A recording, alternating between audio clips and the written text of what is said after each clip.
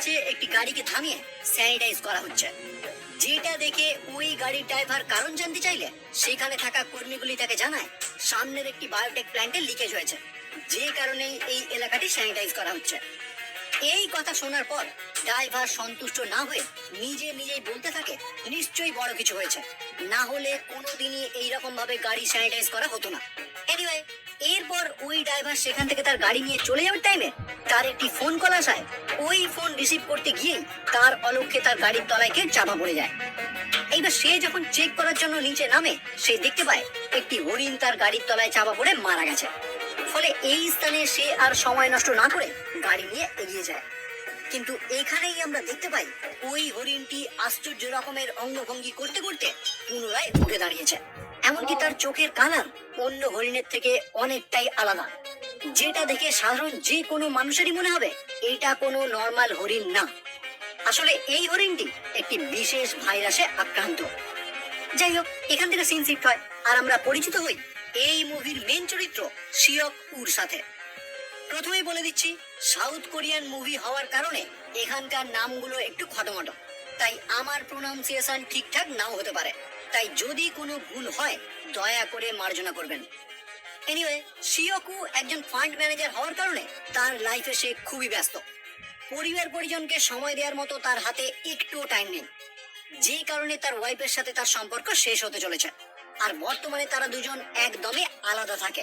কিন্তু শিওকুর মেয়ে সুয়ান এখনো তার বাবার সঙ্গেই থাকে, যদিও বাবা তাকে একদমই টাইম দিতে না পারায় সেও অল টাইম তার মায়ের কাছেই চলে যেতে চায়। কিন্তু শিওকু তার মায়ের কাছে তাকে আজ নিয়ে যাবে কাল নিয়ে যাবে বলে প্রতিদিনই কাটিয়ে দেয়। কিন্তু নেক্সট দিন তার মেয়ের জন্মদিন হওয়ার কারণে শিওকু তার মেয়ের জন্য একটি গিফট নিয়ে বাড়িতে উপস্থিত হয়। কিন্তু যখনই সুয়ান তার বাবার আনা গিফট ওপেন করে তখনই সে দেখতে পায় কিছুদিন আগেই ক্রিসমাসে মানে বড়দিনে তার বাবা তাকে এই একই জিনিস উপহার দিয়েছিল, যেটা দেখে সুয়ানের মন আরো খারাপ হয়ে যায়।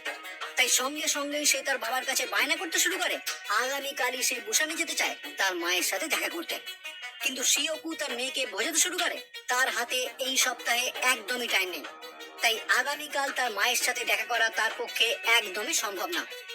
সুয়ান এই কথা শুনেই কাঁদতে কাঁদতে তার বাবাকে জানায়, তুমি প্রতিবারই এই একই রকম কথা বলো, কিন্তু কোনোদিনই তোমার টাইম হয় না, তাই তুমি যদি কালকে আমাকে নিয়ে যেতে না পারো তাহলে আমি একাই চলে যাব। পরবর্তীতে আমরা দেখতে পাই শিওকুর মা তাকে একটি ভিডিও ক্যামেরায় সুয়ানের একটি স্কুলের প্রোগ্রামের ভিডিও দেখায়, যেখানে সে দেখতে পায় তার মেয়ে স্কুলের একটি অনুষ্ঠানে একটি গান করার টাইমে মাঝপথেই থেমে যায়, কারণ ওই অনুষ্ঠানে তার বাবার উপস্থিত থাকার কথা ছিল। কিন্তু দর্শকদের মধ্যে সে যখন তার বাবাকে দেখতে পায়নি তখনই সে তার গান থামিয়ে দেয়। আর এই ভিডিও দেখে শিওকুর খুবই খারাপ লাগতে শুরু করে, যে কারণে নেক্সট দিন সকালেই সে তার মেয়েকে নিয়ে বেরিয়ে পড়ে স্টেশনের উদ্দেশ্যে, যেখানে তারা KTX 101 ট্রেনে উঠে পাড়ি দেয় বুসানের উদ্দেশ্যে। এবার ওই ট্রেন ছাড়ার আগেই আমরা দেখতে পাই ট্রেন গার্ডের চোখ এড়িয়ে একটি মেয়ে দৌড়ে ওই ট্রেনের মধ্যে প্রবেশ করে, যার পায়ে কোনো কিছু একটা কামড়ানোর দাগ ছিল, এমনকি সেই জায়গা থেকে খুব রক্তও পড়ছিল। সে ট্রেনে উঠেই প্রথমে একটি বাথরুমের ভেতর ঢুকে লুকিয়ে পড়ে, কিন্তু ক্ষণিকের মধ্যেই তার শারীরিক অবস্থা খারাপ হতে শুরু করে। এদিকে ট্রেন ছাড়ার টাইমে সুয়ান তার সিটে বসেই ট্রেনের বাইরে দেখতে পায় একটি লোক স্টেশনের মধ্যে থাকা একটি গাড়ির উপর লাফিয়ে তাকে ফেলে দিয়েছে। এবার ব্যাপারটা কিছু বুঝে উঠতে না পারায় সে তার বাবাকে বলতে যাবে, কিন্তু সে দেখতে পায় তার বাবা এতক্ষণে ঘুমিয়ে পড়েছে। তাই এই নিয়ে কোনো কথা না বলেই সে তার সিট থেকে উঠে একা একাই বাথরুমে চলে যায়। অন্যদিকে আমরা দেখতে পাই যে মেয়েটি ট্রেন ছাড়ার টাইমে ট্রেনে উঠে বাথরুমে লুকিয়ে পড়েছিল সে এখন এতটাই অসুস্থ যে বাথরুম থেকে বেরিয়ে নিচে লুটিয়ে পড়ে, যেটা দেখে ওই ট্রেনের মধ্যে থাকা একটি ক্রু মেম্বার তার কাছে এগিয়ে গিয়ে যখন দেখতে পায় মেয়েটি জ্ঞান হারিয়েছে তখনই সে ওয়্যারলেসের মাধ্যমে মেডিকেল টিমকে জানায় সাহায্যের জন্য। এদিকে শিওকুর ঘুম ভাঙলে পাশের সিটে সে তার মেয়েকে দেখতে না পেয়ে এদিক ওদিক খুঁজতে শুরু করে। আর এতক্ষণে এই অসুস্থ মহিলাটি পুরো জম্বিতে পরিণত হয়ে প্রথমেই সে তার কাছে থাকা ওই মহিলা ক্রু মেম্বারটিকে আক্রমণ করে, যে কারণে কিছুক্ষণের মধ্যেই ওই মহিলাটিও একটি জম্বিতে পরিণত হয়। এবার ট্রেনের বাকি যাত্রীরা প্রথমে কিছু বুঝে উঠতে না পারলেও এখন তারা সবাই ছোটাছুটি করতে শুরু করে এই বগি ছেড়ে অন্য বগিতে পালিয়ে যাওয়ার জন্য। কিন্তু ওই জম্বি দুটি একের পর এক মানুষের উপর আক্রমণ করতে থাকে, আর যাদের উপরেই তারা আক্রমণ করে কিছুক্ষণের মধ্যে তারাও জম্বিতে পরিণত হয়। ফলে ক্ষণিকের মধ্যেই ওই রেকে একটি বড় সড়ো বিশৃঙ্খলা সৃষ্টি হয়। এদিকে শিওকু তার মেয়েকে খুঁজতে খুঁজতে ওই বগিতে এসে পৌঁছলে এক লাস্ট সে তার মেয়েকে একটি বাথরুমের সামনে দেখতে পায়, কিন্তু এতক্ষণে জম্বিরা তার দিকে ছুটে আসছে তার উপর আক্রমণ করার জন্য। যেটা দেখতে পেয়েই সে তার মেয়েকে কোলে তুলে নিয়ে সামনের দিকে দৌড়াতে শুরু করে, আর কোন ক্রমে নেক্সট একটি কামরায় প্রবেশ করে সেখানকার দরজা বন্ধ করে দেয়। কিন্তু দরজা বন্ধ করার আগেই সে লক্ষ্য করে একটি দম্পতি ওই কামরার বাইরে এখনো রয়ে গিয়েছে। কিন্তু এটা দেখার পরেও শিওকু দরজা বন্ধ করে দেয়, যদিও এট লাস্ট ওই দম্পতি পুরোপুরি সুরক্ষিতভাবে তাদের বগিতে প্রবেশ করে। এরপরই তারা ওই দরজা পুরোপুরি লক করে দেওয়ার চেষ্টা করে, কিন্তু শিওকু জানায় দরজা লক করার কোনো প্রয়োজন নেই, কারণ জম্বিরা দরজা ওপেন করতে পারে না। এমনকি তারা যদি কোনো মানুষকে দেখতে না পায় তাহলে তাদের এই উত্তেজনাও পুরোপুরি থেমে যাবে, যে কারণে তারা সঙ্গে সঙ্গেই ওই দরজাটি খবর কাগজ দিয়ে ঢেকে দেয়, যাতে এপার থেকে ওপার কোনোভাবেই না দেখা যায়। এরপর দেখা যায় যে কাপেলটি লাস্ট টাইমে ওই কামরায় প্রবেশ করেছে, মানে সাংহোয়া ও তার ওয়াইফ সিয়ং কিয়ং, শিওকুর উপর খুবই রেগে যায়, কারণ সে তাদেরকে দেখতে পেয়েও দরজা বন্ধ করে দিয়েছিল। তাই সাংহোয়া শিওকুর জামার কলার ধরে তাকে তাদের কাছে ক্ষমা চাইতে বলে, কারণ তার ওয়াইফ প্রেগনেন্ট এটা দেখার পরেও সে কিভাবে দরজা বন্ধ করে দিতে পারে। কিন্তু এরপরেও শিওকু তাদের কাছে ক্ষমা চাইতে নারাজ, কারণ সে জানায় এই টাইমে আগে নিজে কিভাবে বাঁচবো সেটাই ভাবা উচিত। অন্য কাউকে হেল্প করতে গিয়ে এই টাইমে নিজে বিপদে পড়ার কোনো মানেই হয় না। যাই হোক, এরপরেই ট্রেনের ড্রাইভার ইন্টারকমের মাধ্যমে সকল যাত্রীদেরকে উদ্দেশ্য করে জানায় এই ট্রেন বুসান পর্যন্ত যাবে না, ট্রেনটি পরবর্তী ডেগু স্টেশনে গিয়ে থেমে যাবে, যেখানে সকল যাত্রীর সেফটির জন্য আগে ভাগে সেনাবাহিনী মজুত করা হয়েছে, তাই যাত্রী সাধারণের ভয় পাওয়ার কোনো কারণ নেই। এদিকে এতক্ষণে শিওকু জানতে পেরেছে যে বায়ো প্ল্যান্ট থেকে এই ভাইরাসটি ছড়িয়ে পড়েছে তাদের সাথে ওর নিজের অফিসের সরাসরি লিংক আছে। যাই হোক, ট্রেনের ড্রাইভার এই ঘোষণা করার পরেই ওই ট্রেনে উপস্থিত ইয়ংসুক নামক একজন ধনী ব্যক্তি তার পরিচিত কাউকে ফোন করে জানতে পারে ডেগু স্টেশন সাধারণ মানুষের জন্য সেফ না, কারণ যে ভাইরাসটি তাদের ট্রেনে ছড়িয়েছে সেটা অলরেডি পুরো দেশের দক্ষিণ দিকে ছড়িয়ে পড়েছে, যার মধ্যে ওই ডেগু স্টেশনে পড়ে। এবার এই কথাটাই শিওকু কিছুটা শুনতে পেয়ে তার পরিচিত একজন ক্লায়েন্টকে ফোন করে তার থেকে জানার চেষ্টা করে ডেগু স্টেশন সাধারণ মানুষদের জন্য নিরাপদ কিনা। সে জানায় লাস্ট পাওয়া খবর অনুযায়ী ওই স্টেশনে সেনাবাহিনী পাঠানো হলেও সাধারণ মানুষদেরকে সেখান থেকে বাড়ি ফিরতে দেওয়া হবে না, তাদেরকে জোর করে কোয়ারেন্টাইন করা হবে। এবার কোয়ারেন্টাইন কি সেটা নিশ্চয়ই আর এখন বলতে হবে না, কারণ করোনা টাইমে আমরা প্রায় প্রত্যেকেই জেনে গেছি কি এই কোয়ারেন্টাইন। যাই হোক, এই শুনে শিওকু তার ক্লায়েন্টকে রিকোয়েস্ট করে তাকে এবং তার মেয়েকে সে যেন কোনোভাবে ওই স্টেশন থেকে উদ্ধার করে, কারণ সে চায় না তার ওই বাচ্চা মেয়েকে নিয়ে কোয়ারেন্টাইনে থাকতে। এমনকি ওই ক্লায়েন্টকে শিওকু অফার করে সে যদি তাকে সঠিকভাবে ওই স্টেশন থেকে বাইরে বেরোতে হেল্প করে তাহলে বিনিময়ে ব্যবসায়িক দিক থেকে সে তাকে বিনা স্বার্থে হেল্প করবে।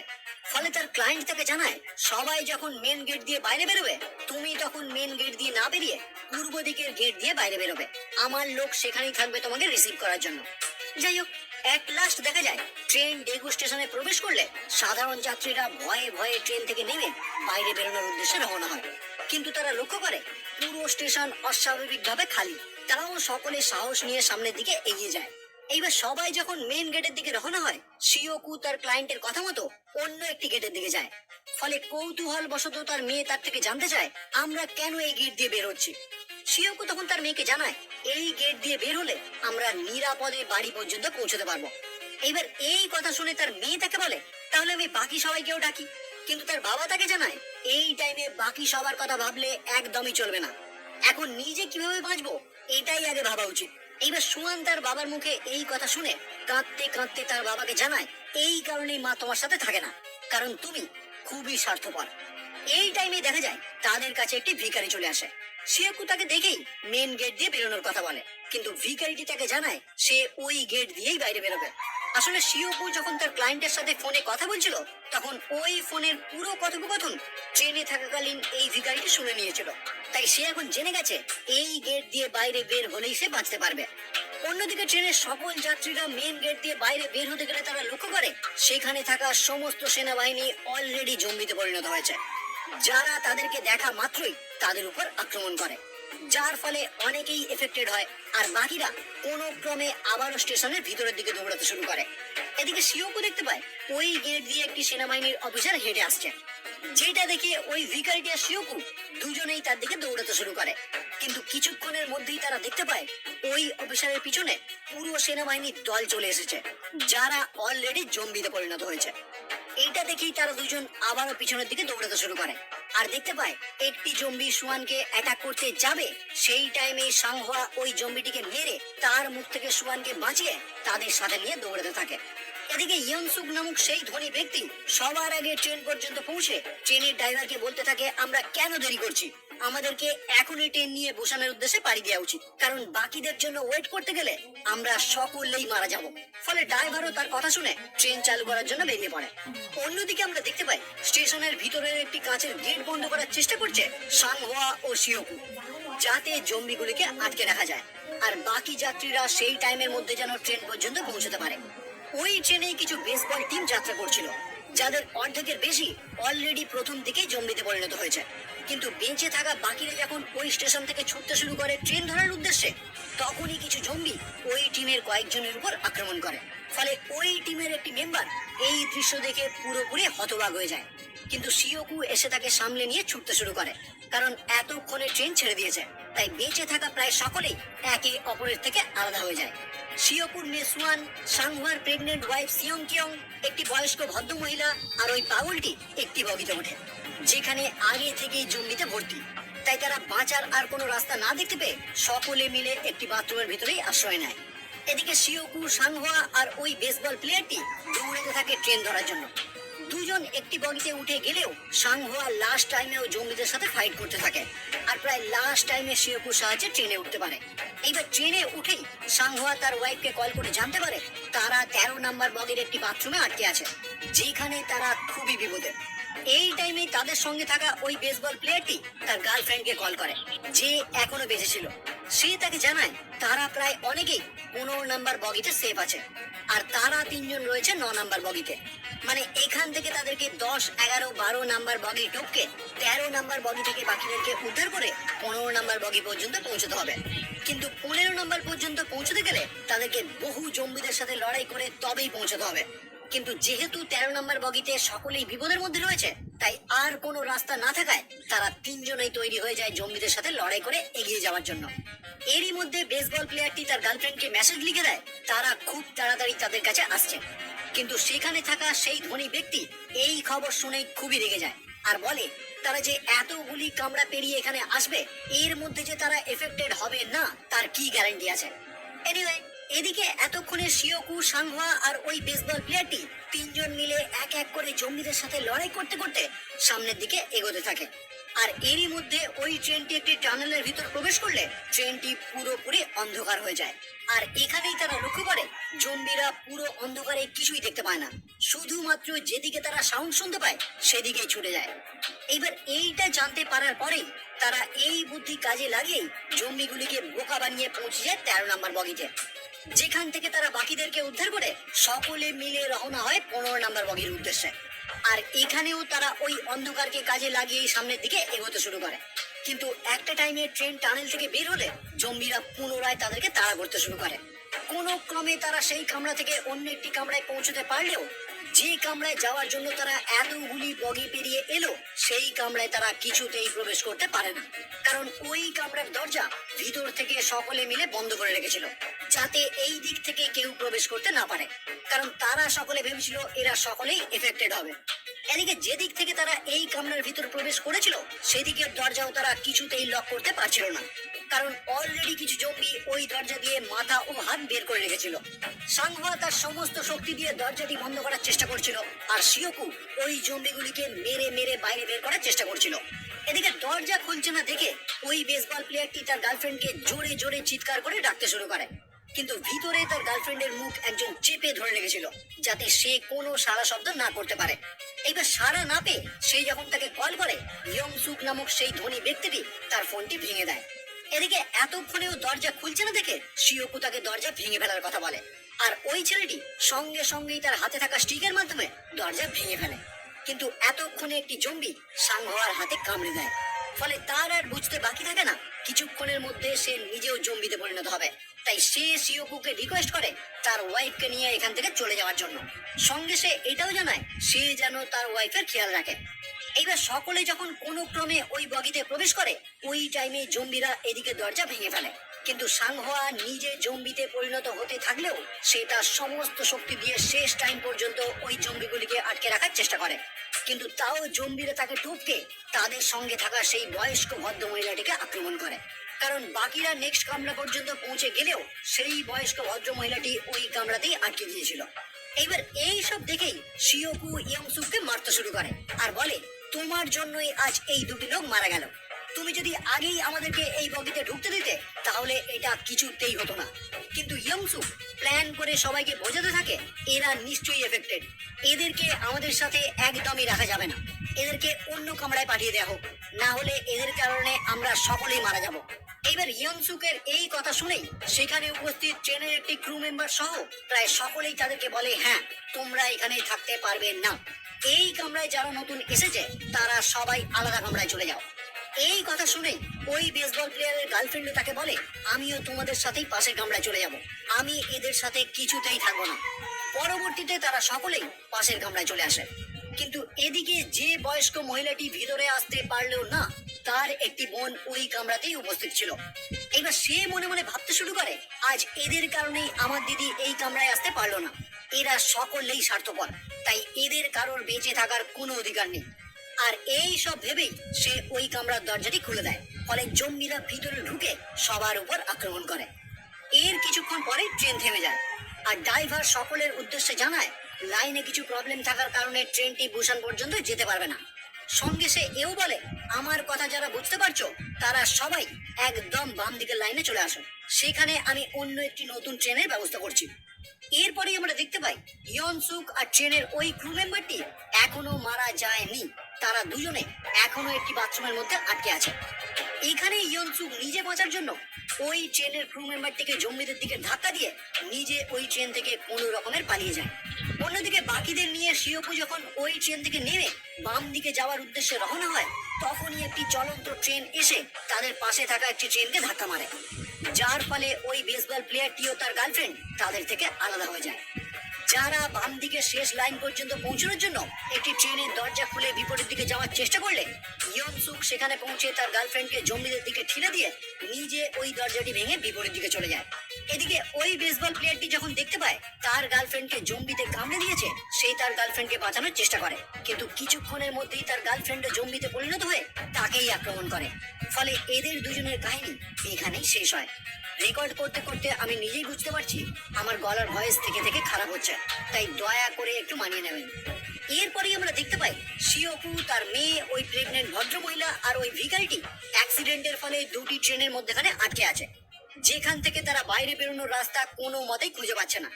আর পাশের ট্রেনের জম্বিরা জানলা ভেঙে বাইরে বেরোনোর চেষ্টা করছে, যেটা দেখে শিওকু কোনো রকম ভাবে একটি ট্রেনের তলা দিয়ে বাইরে বের হতে পারলেও বাকিরা প্রথমে ভিতরেই আটকে যায়। আর সেই টাইমেই একটি ট্রেনের জানলা ভেঙে জম্বিরা বাইরে বেরিয়ে পড়ে। এইটা দেখে ওই ভিখারিটি নিজের প্রাণের মায়া ত্যাগ করে জম্বিগুলির দিকে এগিয়ে গিয়ে তাদেরকে আটকে রাখার চেষ্টা করে, যাতে বাকিরা বাইরে বেরিয়ে যেতে পারে। অন্যদিকে ইয়নসুক পুরো বাম দিকে পৌঁছে যখন নতুন ট্রেন ধরার জন্য দৌড়ায়, সেই টাইমে কিছু জম্বি তার উপর আক্রমণ করে। এই দৃশ্য যখন সেই ট্রেনের ড্রাইভার দেখতে পায়, তখনই সে তাকে বাঁচানোর জন্য এগিয়ে আসে। কিন্তু ইয়নসুক ওই ড্রাইভারটিকে জম্বিদের মধ্যে ফেলে রেখে নিজে ছুটে গিয়ে ট্রেনে উঠে পড়ে। এদিকে সিওকু, তার মেয়ে ও ওই ভদ্র মহিলাটি তিনজনেই ছুটতে ছুটতে কোনো রকম ভাবে ওই ট্রেনের ইঞ্জিনেই এসে ওঠে। কিন্তু যে সকল জম্বিগুলি তাদের পিছনে তাড়া করছিল, তারাও তাদেরকে ধরার চেষ্টায় ট্রেনের ইঞ্জিন ধরে ঝুলতে থাকে। আর একটা টাইমে জম্বির সংখ্যা এতটাই বেড়ে যায় যে ট্রেনের ইঞ্জিনের স্পিড কমতে শুরু করে। ফলে শিওকু আর কোনো রাস্তা দেখতে না পেয়ে ওই জম্বিগুলির হাতে লাঠি মেরে মেরে কোনো রকমে তাদের পিছু ছাড়ায়। এরপর যখন সে ড্রাইভার রুমে যায়, সেখানেই সে দেখতে পায় ইয়নসুক অলরেডি জম্বিতে পরিণত হয়ে ভিতরে বসে আছে, কারণ তাকেও জম্বিতে কামড়ে দিয়েছে। এইবার শিওকুকে দেখেই সে তার উপর আক্রমণ করতে আসে। যদিও অনেক কষ্টে বুদ্ধি খাটিয়ে ইয়নসুককে সে ট্রেন থেকে নিচে ফেলে দেয়, কিন্তু তার আগেই ইয়নসুক তাকে কামড়ে দিয়েছে। মানে আর কিছুক্ষণের মধ্যেই সে নিজেও জম্বিতে পরিণত হবে। আর এটা বুঝতে পেরেই সে তাড়াতাড়ি করে তার মেয়ে আর ওই ভদ্র মহিলাটিকে ড্রাইভারের রুমে বসিয়ে ভালো করে বুঝিয়ে দেয় কিভাবে ব্রেক মেরে ট্রেনটি থামাতে হবে। আর তার মেয়েকে বলে, তুমি যাই হোক না কেন সব সময় এই আন্টির সঙ্গেই থাকবে আর বুসানে পৌঁছে নিজের মায়ের কাছে চলে যাবে। কিন্তু এই মুহূর্তে দেখা যায় সোয়ান তার বাবাকে ছাড়তে একদমই রাজি না, সে তার বাবার হাত চেপে ধরে রাখে। কিন্তু তার বাবা প্রায় জোর করে তার হাত ছাড়িয়ে বাইরে বেরিয়ে ট্রেনের ইঞ্জিনের একদম পিছনে চলে আসে, যেখানে দাঁড়িয়ে সে তার মেয়েকে নিয়ে পুরনো অনেক স্মৃতি মনে করতে থাকে। আর তারপর আস্তে আস্তে জম্বিতে পরিণত হয়ে একটা টাইমে ট্রেন থেকে নিচে পড়ে যায়।